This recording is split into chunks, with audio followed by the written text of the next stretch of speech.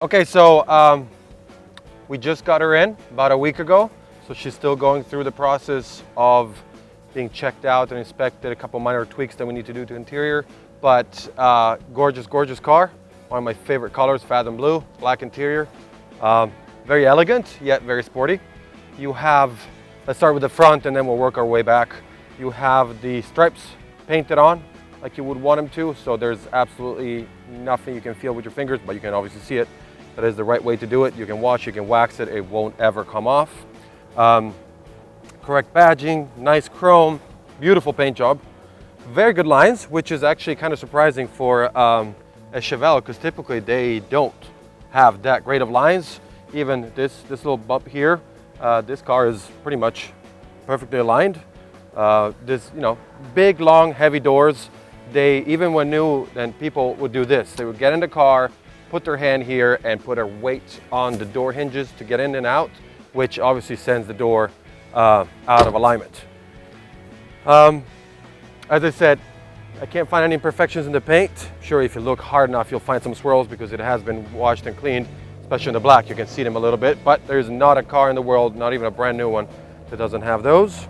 Beautiful, correct pad. I think that guy alone is 200 bucks. Plus getting it installed is not fun. Correct exhaust, correct Magnum 500 rims. I don't know if you can get in here, because in the end, this is a car that has, as of today, 400 miles on it, and you can really see how clean it is. This was a frame-off rotisserie restoration, and it shows. It really, again, this door, perfect, beautiful lines. The outside of the car, we're basically not going to do anything to it because it's perfect. It's just going to get clean. This has not even been detailed yet. So you see a little bit of fingerprints here and there, but that's going to all be gone. Let's move on to more interesting things. This is how you want an engine bay to look. Everything is beautifully done. There's not one bit on it that looks old and tired. And a couple things stand out. First and foremost, the two gigantic aluminum heads. This is a built engine. We don't have the exact figures of it because it has never been put on a test bench. But I would assume that with this kind of displacement, with these heads and this kind of intake and carb, you're looking at well over 500 horses. You have a big, nice aluminum radiator to keep everything cool, and vintage air. This is literally the best AC system you can put into a classic car.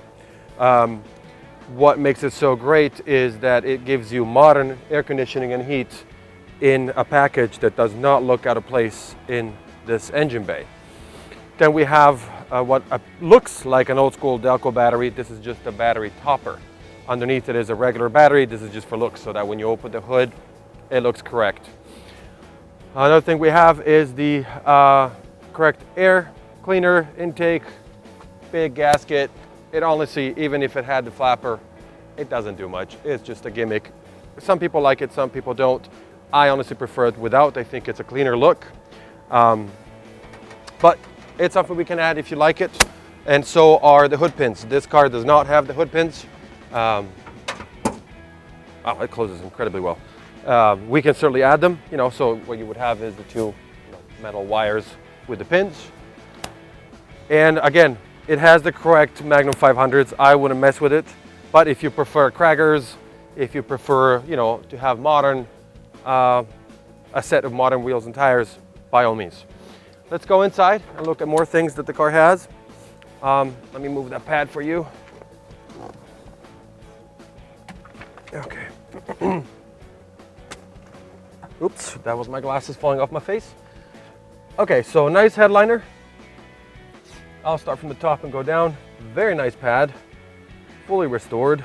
All the chrome. This is actually something that you don't often get, is the chrome bezels, or the chrome part around the bezels is almost always tired. In this case, is not. What we have here is also the controls for the air conditioning. They look the part, but they do come with the vintage air kit. We have a vintage, what is it called? Vintage custom auto sound. radio, so it looks the part, but when you turn it on, I can just power up the electrical part of the car and you'll see it come to life.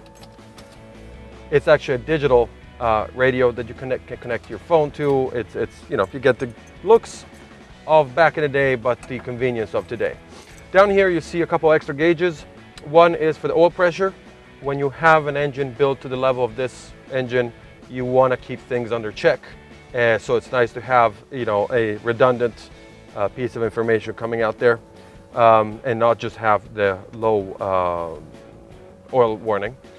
The other one is the pressure for the air ride system. The car has air ride in the back. That is done so that you can always have the correct stance. If you're driving alone or you're driving with 4 friends, you know, the car will sag a little bit in the back if you have more weight on them. And you can just adjust it. And this is what tells you how much pressure you have going there. 4-speed shifter, console car, bucket seats, nice piping, nice backing. Back seats are perfect like they almost always are. A couple things that are we need to work on. The SS badge on that door panel is missing, most likely fell off. So we have that one. We can see it on the other side. You can see it here. This is how it's supposed to look. And the steering wheel is cracked. That happens from just aging of the plastic. Luckily, these steering wheels are available as replacements. So the car is slated to get one of those as well. Other than that, and this guy now being in place, boom, now it's in place. You got the shoulder straps as well. That was an option. And I think, you know, the car is pretty much bone stock inside. It's got the correct floor mats even. So this is largely how the car would have looked like in 1970. Let's then move to the trunk.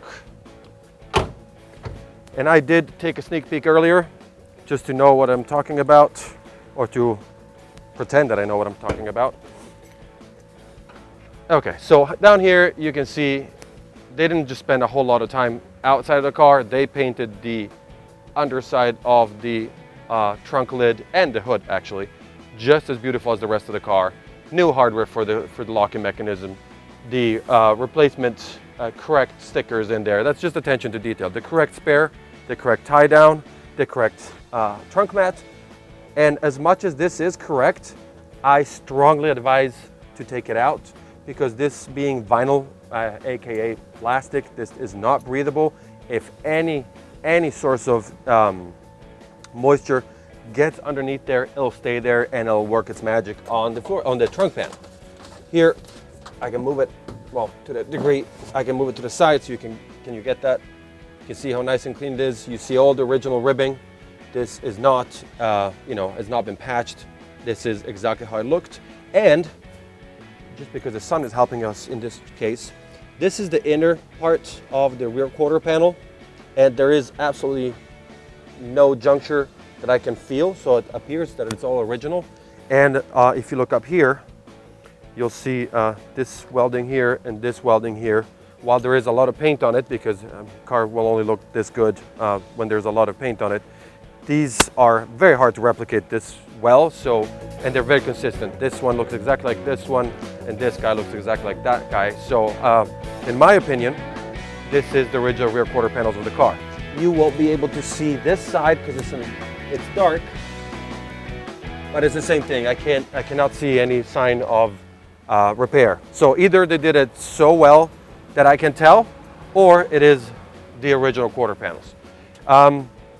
We're not going to go under the car, but we do have pictures of the car from underneath, simply because you're not going to be able to see anything from this position, too dark.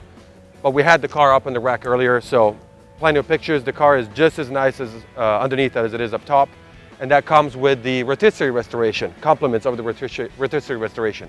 What they do is, if you're not unfamiliar with that, is car goes into the shop, body shop, the frame and the body get disconnected, the whole body gets lifted off the frame. That gives you two things you can do. One, you can actually access all the frame and repair whatever you need to the frame, brake lines, fuel lines, all the stuff is often hard to access.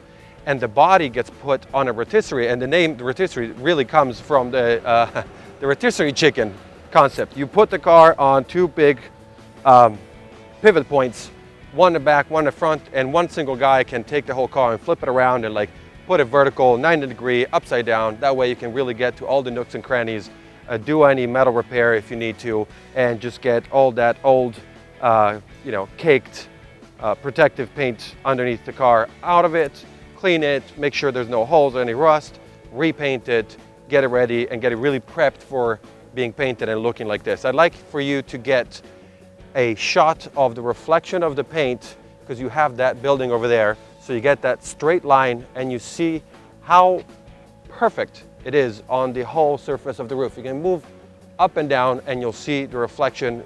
Like, that is a roof that has got any dent on it, and the entire rest of the car. If you want to just walk around slowly, go the other way because this is dark, you're not going to see much. It's, other than a couple of fingerprints that I just left on it here and there, there's no waviness in the panels. She is beautiful, and today is an incredibly gorgeous late October day. I think it's, are we in the 70s? So the sun is helping us out. Just a great, great car. And I guess the last thing that is left to do is take it for a spin. So let's cut this for a second and let's hit the road. Okay, one thing that I don't think I stressed much in the other part of the video was how fresh of a build this car is and how well put together it is. So I guess the best way to show it is this. I'm just gonna push the brake, push the clutch, put it in neutral, and show you how this thing starts. Key on. Didn't touch the throttle, nothing. It's just a very happy, happy little engine. And by little engine, I mean a 454. That is a good sound. Okay, let's take it for a little spin. I guess I'll go on Goody drive. Yeah, that'll work. Another thing that I liked now that I moved the car is this. Many times if things are not aligned properly, when you, on power steering cars, when you steer all the way to one side or the other, you'll hear that super annoying kind of whiny sound of the power steering pump working in the wrong position. Look at this. That's all the way, no sound. That's all the way, no sound. And this is a big, heavy car. So you know that power steering pump is working hard, but yet everything is aligned properly. Let's go race some Miata. All right.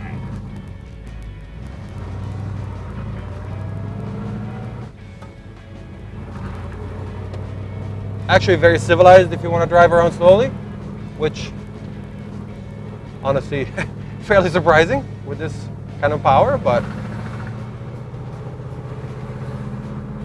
I mean, she still makes it known that she's not stock, just with the sound that's coming out. But Snapped in place. is that your seat that snapped in place? Yep. Very drivable, actually. Suspension is nice. Actually, I'm gonna lower it just a tad in the back. There we go. Felt a little too bouncy in the back. Now it's better.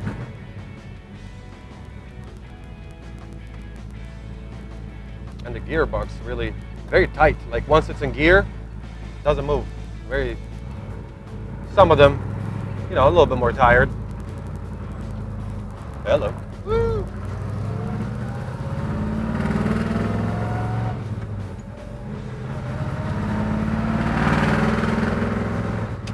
I like the exhaust that gives a little bit of a metallic sound when you start to take off, but then throttles back.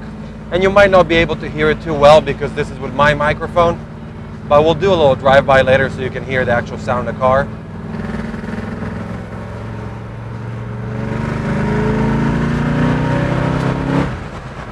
Oh yeah. Oh, shit.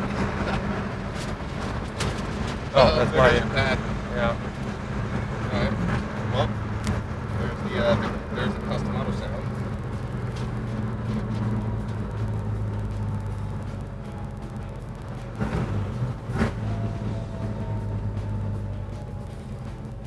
I love it. When you slow down with these cars, it sounds like you're landing. Yup.